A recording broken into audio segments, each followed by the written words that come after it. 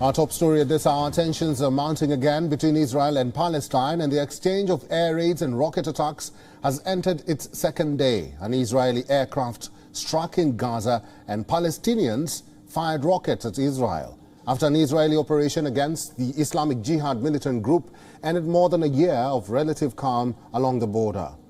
Now, in the latest, Israeli Defense Minister Benny Gantz warned the Palestinian Jihad leaders as Israeli jets continue to hit targets in Gaza.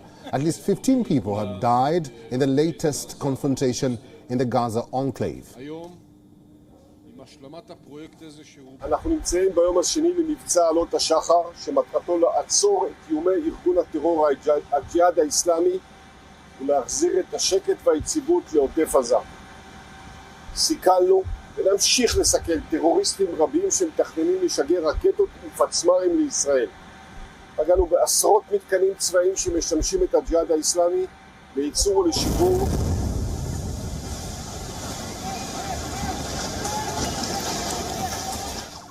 Israel says it struck Palestinian Islamic Jihad group which was preparing to launch rockets.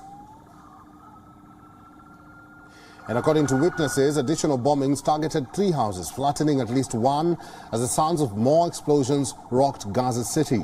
In response to this, the Islamic Jihad militants fired at least 160 rockets across the border, setting off air raid sirens and sending people running to bomb shelters as far as the central Israeli city of Modi'in between Tel Aviv and Jerusalem.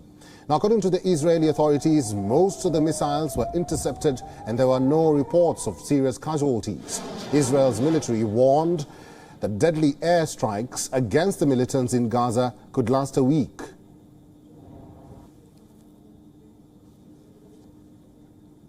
Israel has deployed troops and artillery close to its border with Gaza and has also stopped the planned transport of fuel into Gaza shortly before the Friday strike, crippling the territory's lone power plant and reducing electricity to around 8 hours per day.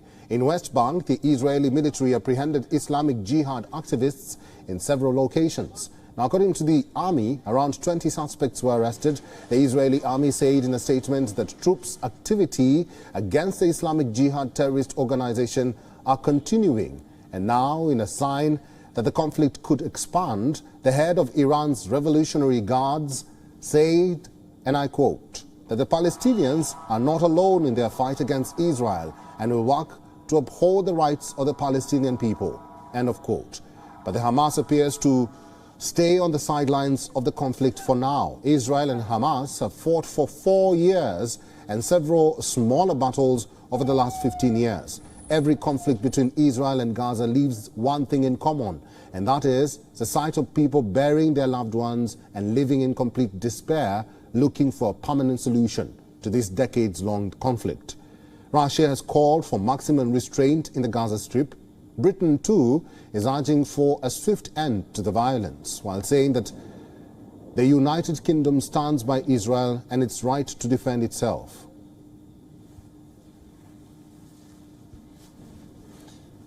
And for more on this, we are being joined by Anna Aronheim from Tel Aviv, who is a military correspondent for Jerusalem Post. Aronheim, welcome to WION. Hi, how are you? Thank you very much. Maybe you can start by telling us, what is the current situation? Well, as you can see, I'm sitting in my bomb shelter with my window closed behind me. So if there's any incoming rocket sirens like there were earlier in the day, I'll be in a safe room. But there have been rocket attacks throughout the day, mainly in the south of Israel and communities bordering the Gaza Strip, as well as in the larger cities of Ashkelon, of Sderot, Ashdod. The rockets also made their way to Tel Aviv earlier this evening, to Tel Aviv, Bat Yam, where thousands of people were enjoying the weekend. Hundreds were on the beach. As you said, also, rockets made its way to Modi'in, close to Jerusalem. So the rocket fire has really expanded its range in the past day.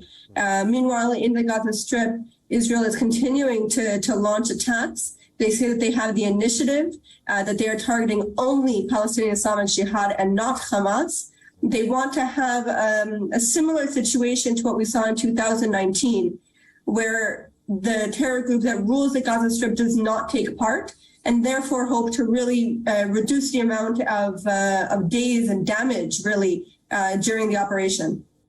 Anna, Iran Revolutionary Guards have vowed to stand by Palestinians. How potent is the Palestinian Islamic Jihad? And do you foresee the situation escalating further from here?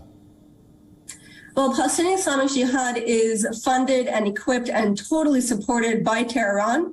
Unlike Hamas, they get everything, all of their orders from the Islamic Revolutionary Guards and Quds Force. So what we heard today does not really surprise me, though we have not heard that in the past. But we also have to take into consideration what's happening on Israel's northern border with the gas rigs, that we're seeing all the threats also by Hezbollah.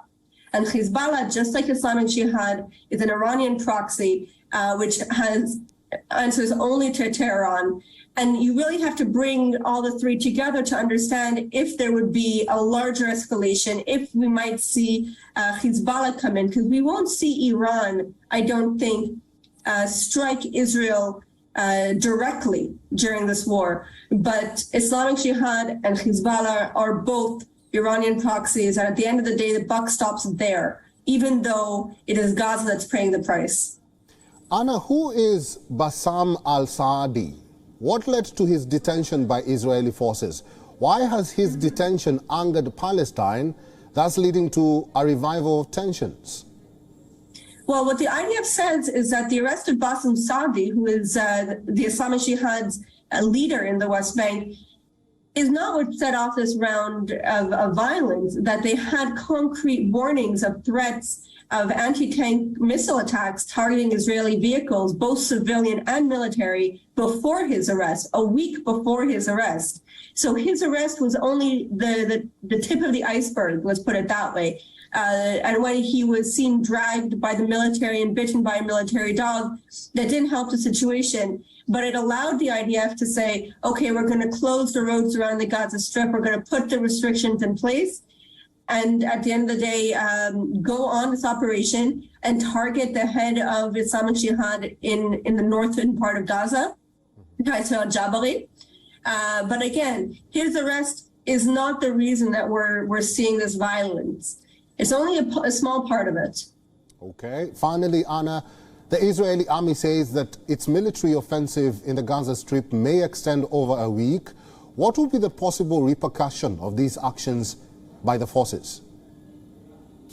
Well, the possible repercussions are death and destruction in the Gaza Strip and in Israel, because while Israel does try very hard not to kill or injure any non-combatants, any civilians in war, unfortunately civilians are killed, and we see that already. A 5-year-old girl and a 25-year-old woman have been killed in the Gaza Strip. In Israel, civilians will also very likely be hurt and killed if it extends into a week. We've seen that, of course, in past operations. Even though the residents of Israel have been told to stay within a close distance to a shelter if you're within 80 kilometers of the Gaza Strip.